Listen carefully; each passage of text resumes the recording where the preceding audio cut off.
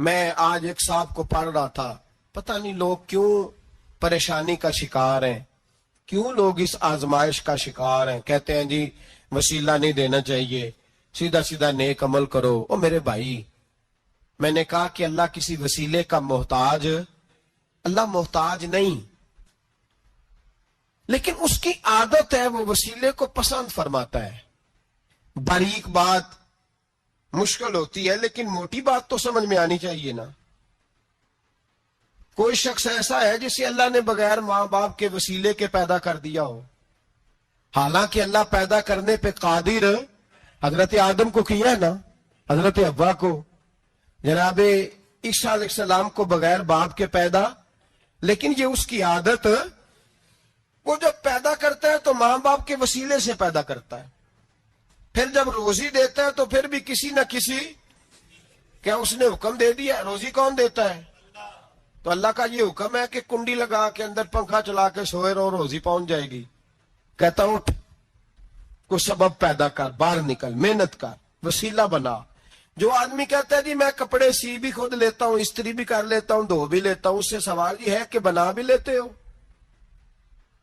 اس کا مطلب ہے اللہ نے بندوں کو بندوں کا محتاج، بندوں کے لیے بندوں کا وسیلہ اللہ نے رکھا ہے۔ ہماری یہ موٹی سی بات بھی عقل میں نہیں آتی، موٹی سی بات بھی کہتا جی نہیں ڈائریکٹ۔ او خدا کے بندے تھوڑا غور کر، دیتا اللہ ہی ہے اور دے گا بھی اللہ ہی، لیکن جو ذرائع، جو وسیلے، جو سبب اللہ نے ہمارے لیے مقرر کیے ہیں، ہم اس سبب کا انکار کر سکتے؟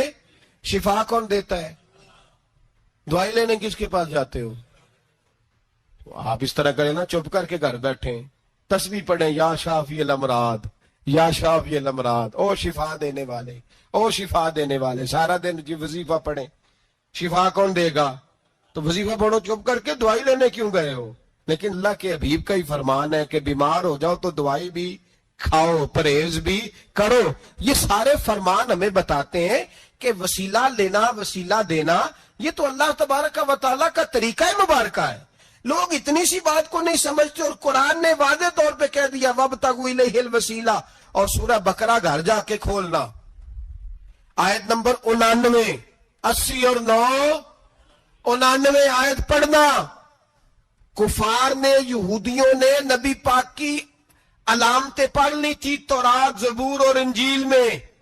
اللہ کا قرآن کہتا ہے وَكَانُوا مِن قَبْلُ يَسْتَفْتِحُونَ عَلَى الَّذِينَ كَفَرُوا، فرمایا جب میرے نبی نہیں آئے تھے تو یہ یہودی میرے رسول کے وسیلے سے اللہ سے فتح مانگا کرتے تھے، اور جب یہ رسول کا وسیلہ دیتے تھے تو اللہ انہیں فتح عطا فرماتا تھا۔ امام حاکم نے مستدرک میں لکھا ہے، اور امام حاکم انہی شرطوں پر حدیثیں بیان کرتے ہیں جن شرطوں پر امام بخاری اور مسلم بیان کرتے ہیں۔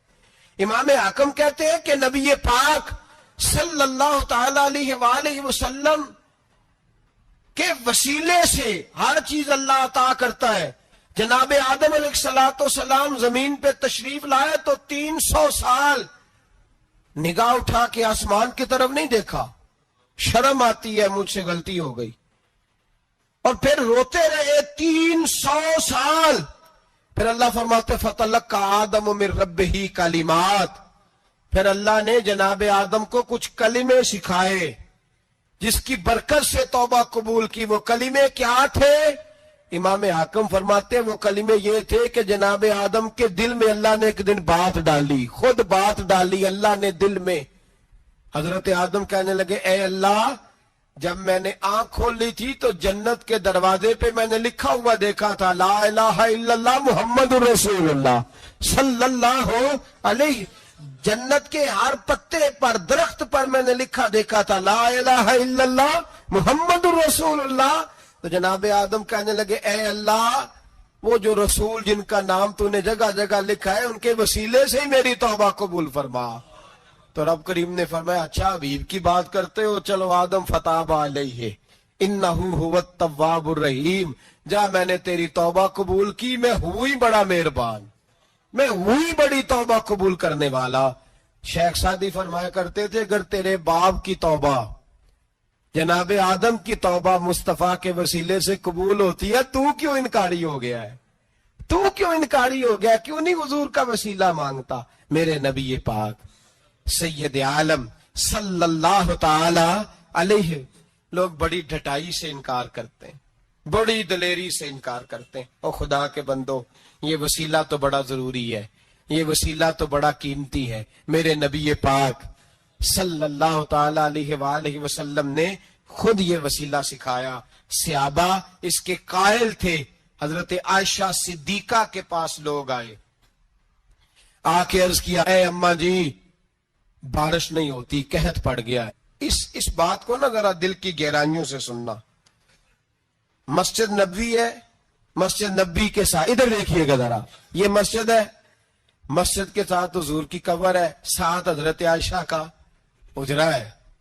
پہلے حضرت عائشہ, پھر حضور کا روزہ, پھر آگے بولتے جائیے آگے کیا ہے.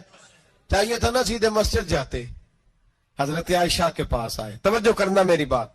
کہ اماں جی بارش نہیں ہوتی, کیا کریں؟ اماں جی نے مسجد نہیں بھیجا, کہنے لگی اس طرح کرو, حضور کے دروازے پہ جاؤ اور جا کے نا نبی پاک جہاں دفن ہے وہاں تھوڑی سی نا جو حضور کے سر والی جگہ ہے نا قبر پہ, وہ چھت تھوڑی سی کھول دو, چھت کھول دو.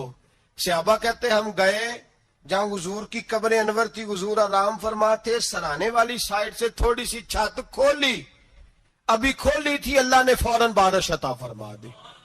فوراً کہتے ہیں جب بارش ہوئی تو ہم مسجد میں شکرانے کے نفل پڑھنے چلے گئے, حضرت عائشہ کے وسیلے پہ, روضہ رسول پہ.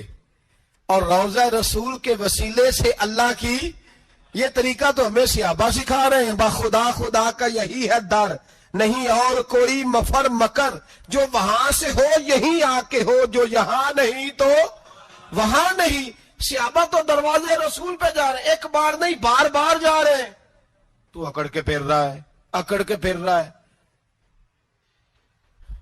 بڑی ضروری ہے یہ بات کرنی, بڑی ضروری, اور یہ بات آپ کے لیے سیکھنی. ذرا غور کریں, شیطان کی غلطی کیا ہے پتہ ہے آپ کو؟ اللہ کو نہیں مانتا تھا. شیطان کی غلطی کیا تھی؟ بولے کس کو ہے؟ لا الہ الا اللہ کو نہیں مانتا تھا, اللہ کو نہیں مانتا تھا.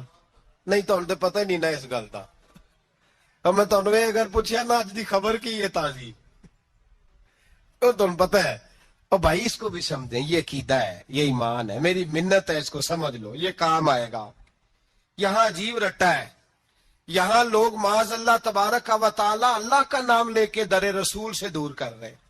بہت بڑا دھوکہ ہے, بہت بڑی زیادتی ہے. امت کے دلوں پر خنجر چلتا ہے, اور میرا تو کلیجہ پھٹتا ہے جب میں ایسی تحریریں پڑھتا اور سنتا. یار تو کیا بیان کر رہا ہے؟ ڈر اللہ سے مرنا نہیں, نبی پاک کو منہ نہیں دکھانا, تو کیا کر رہا ہے؟ بتا نا شیطان کی غلطی کیا تھی. وہ تو صاف ستھری بات کر رہا تھا, یا اللہ ایک نہیں تو لاکھ سجدہ کرا میں تجھے کرتا ہوں. اللہ نے فرمایا ادھر آنا, میرے محبوب کو سجدہ کر. کہنے لگا نہیں کرتا. فرمایا فخرج فإنک رجیم, نکل جا تو لعنتی ہے. جو حضرت آدم کا وسیلہ نہ مانے وہ لعنتی ہے, اور جو روزہ رسول پہ کھڑا ہو کے کہے میں نبی کو وسیلہ نہیں مانتا, جو دروازے رسول پہ پہنچ کے کہے میں نبی پاک کو وسیلہ نہیں مانتا, جو مصطفیٰ کے وسیلہ ہونے کا انکار کرے. تو کہتا ہے کہ دنیا میں وسیلہ نہیں مانتا, اللہ تو قیامت کے دن بھی کہتا ہے جو مصطفیٰ کے پاس سے ہو کے آئیں گے میں بخش دوں گا. شفاعتی لعن الکبائر من امتی, حضور فرماتے ہیں موٹے موٹے گناہگار آتے جائیں گے, کالی کملی کے نیچے چھپاتا جاؤں گا, جنت میں بھیجتا جاؤں گا. وہاں قیامت میں تیری معافی نہیں ہو رہی, تو یہاں نہیں مان رہا. بریلی کے امام فرماتے ہیں آج لے ان کی پناہ, آج مدد مانگ ان سے, کل نہ مانیں گے قیامت میں اگر.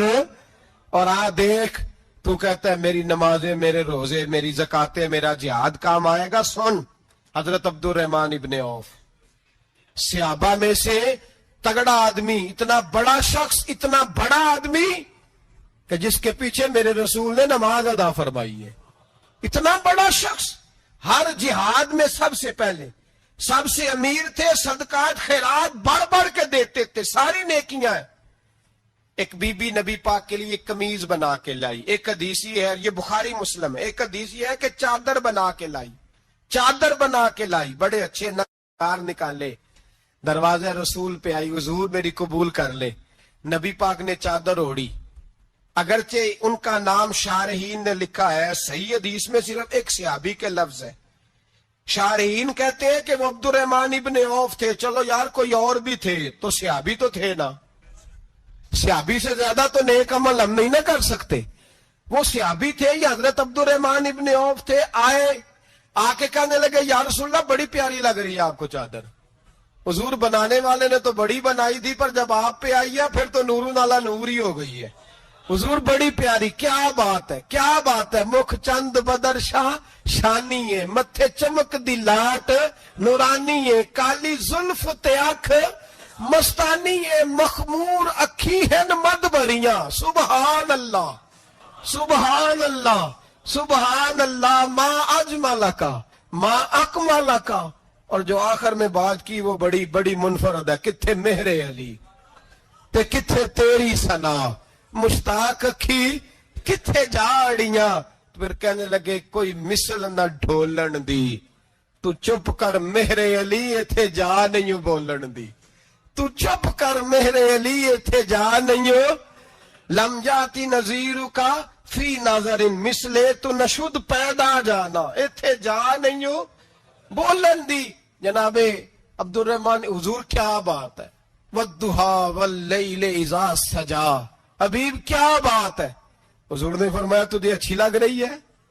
کہا حضور بڑی اچھی لگ رہی ہے, قربان جاؤں, کون دیتا ہے دینے کو منہ چاہیے, دینے والا ہے سچا ہمارا نبی. حضور نے فوراً چادر اتاری, کا عبد الرحمن لے لو. دے کے حضور چلے گئے. صحابہ گرد کٹھے ہوئے, محفل کا رنگ ہی بدل گیا.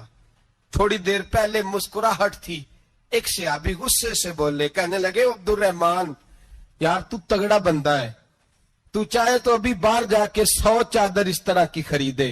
حضور تو کسی کی قبول ہی نہیں کرتے, بڑی مشکل سے کسی کی چیز لیتے ہیں, غریب کا خیال رکھتے ہیں.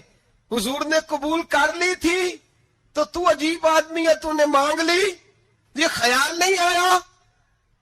پہلے مسکراہٹیں تھیں جب حضور اور جناب عبد الرحمن, اب سنجیدگی آئی. اب سنجیدگی کے فوراً بعد جب صحابی نے سوال کیا تو محفل میں آنسو آ گئے. حضرت عبد الرحمن رو پڑے, نمازیں بھی ہیں, جہاد بھی ہے, پر فخر نہیں کسی بات پہ, رو پڑے.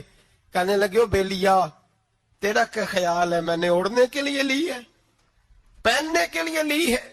فرمانے لگے نہیں, اللہ کی عزت کی قسم, میں نے تو اس لیے لی ہے جب مروں گا تو گھر والوں کو کہوں گا مجھے نبی پاک کی چادر میں کفن دینا. اٹھانا بخاری, پڑھنا, حضور کی چادر میں کفن دینا, اس لیے کہ مجھے پتا ہے جب مصطفیٰ کی چادر اوڑھ کے جاؤں گا تو اللہ بے حساب ہی بخشش فرما دے گا. تو نبی پاک کے وسیلے کا قائل نہیں, یہاں چادر کی بات ہو رہی.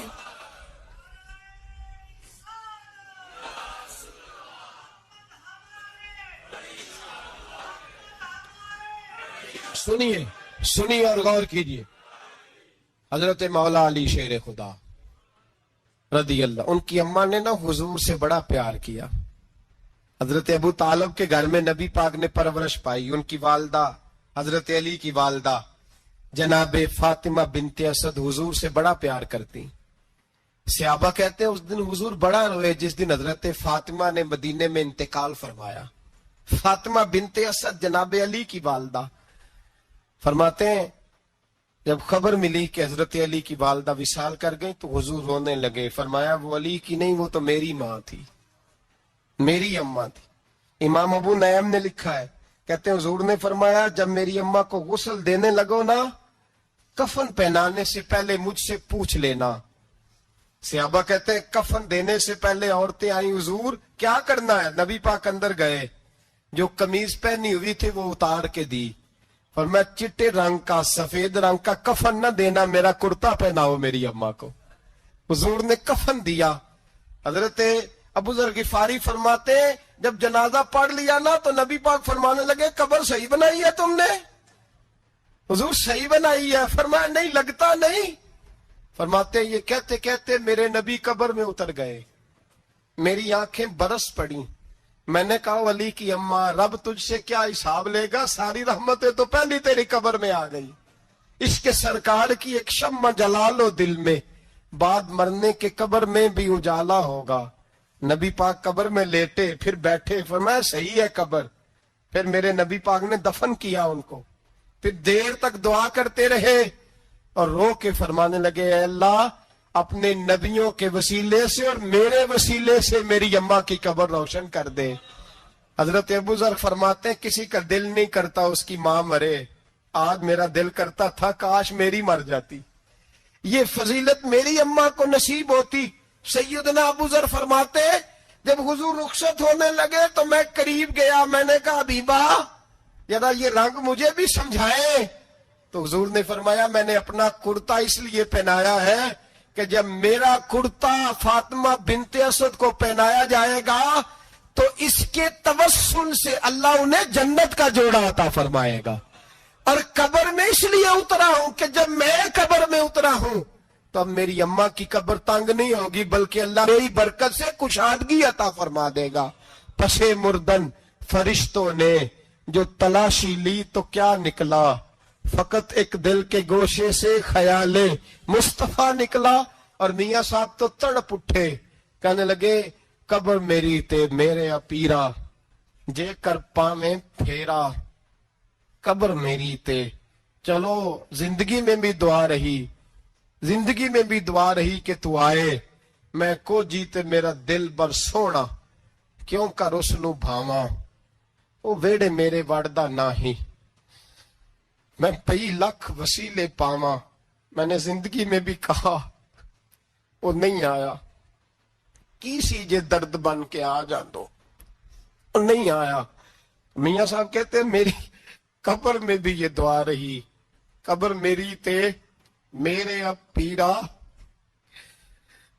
جے کر پاویں پھیرا, قبر میری تے میرے اب پیرا جے کر پاویں پھیرا, قبر دے وچوں ہڈیاں اٹھ کے مجرا کر سن تیرا.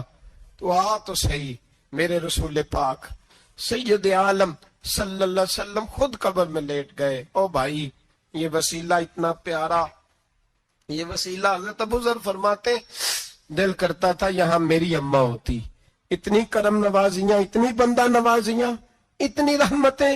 حضور نے خود حضرت زینب نبی پاک کی صاحبزادی بڑی بیٹی کا وصال ہوا, حضور اس دن بھی بڑا روئے اور فرمایا جب میری بیٹی کو غسل دے لو تو پہلے مجھے بتانا, کفن نہ دینا. صحابہ کہتے حاضر ہوئے, یا رسول اللہ بی بی صاحبہ کو غسل دے لیا کیا کرنا ہے؟ تو حضور نے اس دن بھی کرتا اتار کے دیا, فرمایا میری قمیض میں میری. او بھائی یہ وسیلہ نہیں, یہ تو یہ وسیلہ. ایک صحابی حضرت ابو معذورہ, شریعت میں کندھے تک بال رکھنا جائز ہے. اس صحابی کے اتنے لمبے بال تھے کہ جب وہ بیٹھتے تھے تو نیچے دب جاتے تھے. لوگوں نے منع کیا کٹواتا کیوں نہیں؟ فرمانے لگے نہیں کٹوانے. کہا کیوں؟ فرمانے لگے قبر میں لے کے جانے, قبر میں. کہا کیوں؟ فرمایا ان بالوں پہ ایک دفعہ نبی پاک نے ہاتھ رکھا تھا, حضور نے دست مبارک رکھا تھا, میں ساتھ للہد میں عشق رخ شاہ کا داغ لے کے چلے. ہم نے اندھیری رات سنی تھی چراغ. عبداللہ بن عتیق صحابی ہیں, حضور نے گستاخ قتل کرنے بھیجا, انعام دیے. انتقال کا وقت آیا تو بچوں کو بلایا, کہنے لگے یہ کہ ڈنڈا ہے عصا ہے, جب مروں تو میری قبر میں رکھنا. کہا ابا جی سنا نہیں کبھی کسی نے ڈنڈا قبر میں رکھا ہو, عصا آپ کی قبر میں کیوں رکھے؟ فرمایا بیٹا تمہیں پتہ نہیں, یہ معمولی نہیں, یہ وہ ہے جو میرے رسول نے مجھے دیا تھا. یہ میری قبر میں, قبر میری تے میرے اب پیرا جے کر پاویں پھیرا, قبر دے وچوں ہڈیاں اٹھ کے مجرا کن سا تیرا. پسے مردن فرشتوں نے جو تلاشی لی تو کیا نکلا, فقط ایک دل کے گوشے سے خیال حضرت انس بن مالک کہتے ہیں مر جاؤں تو حضور کے منہ مبارک میری زبان کے نیچے رکھ دینا. حضرت امیر معاویہ فرماتے ہیں میرے پاس حضور کے ناخن ہے، جب میں مروں تو میرے کفن میں رکھ دینا۔ میرے اعلیٰ حضرت فرماتے ہیں ہمارے پاس کوئی شے نہیں، کوئی شے نہیں، نہ ہمارے پاس حضور کے بال مبارک، ہم کم نصیبوں کے پاس، ہم غریبوں کے پاس نہ منہ مبارک، تو حضور آپ کے پاس کیا ہے؟ فرمانے لگے لحد میں عشق رخ شاہ کا داغ لے کے چلے۔ کہنے لگے کلیجہ پھاڑ کے دیکھو اندر دل پہ میں نے نبی کا نام جو لکھا ہوا ہے۔ لحد میں عشق رخ شاہ کا داغ لے کے چلے، ہم نے اندھیری رات سنی تھی چراغ لے کے چلے۔ حضور کا، نبی پاک صلی اللہ علیہ وسلم کا وسیلہ جو ہے، اس موضوع پر ہی بولتے جانے کو دل کر رہا ہے، لیکن اس عنوان کو ختم بھی کرنا ہے۔ ایک ہے حضور کا وسیلہ، ایک ہے اولیاء کا وسیلہ۔ یہ بات بھی 2-4 منٹ میں سمجھ لیں۔ صحیح بخاری مسلم میں میرے نبی پاک نے فرمایا ہے، حضور فرماتے ہیں لوگ جہاد کرنے جائیں گے، ایک زمانہ آئے گا میرے بعد لوگ جہاد کریں گے، پوچھا جائے گا تم میں کوئی صحابی ہے؟ کہا جائے گا ہے، تو نبی پاک فرماتے ہیں صحابی کی وجہ سے اللہ فتح عطا فرما دے گا۔ گویا ولی کا وسیلہ دینا۔ حضور فرماتے ہیں پھر لوگ جہاد کرنے جائیں گے تو پوچھا جائے گا مسلمانوں سے تم میں کوئی صحابی ہے؟ کہیں گے کوئی نہیں۔ کہا کوئی تابعی ہو صحابی کو دیکھنے والا؟ کہا جائے گا ایک ہے، تو فرمایا اس تابعی کی برکت سے اللہ فتح عطا فرما دے گا۔ نبی پاک فرماتے ہیں بخاری مسلم کے لفظ ہے، پھر پوچھا جائے گا لوگ جہاد کرنے جائیں گے کوئی صحابی ہے؟ کوئی نہیں۔ کوئی تابعی ہو؟ کوئی نہیں۔ کوئی صحابی کو دیکھنے والے کو دیکھنے والا تبع تابعی ہو؟ ایک تبع تابعی ہے، تو نبی پاک فرماتے ہیں اس کی برکت سے ہی اللہ فتح عطا فرما دے گا۔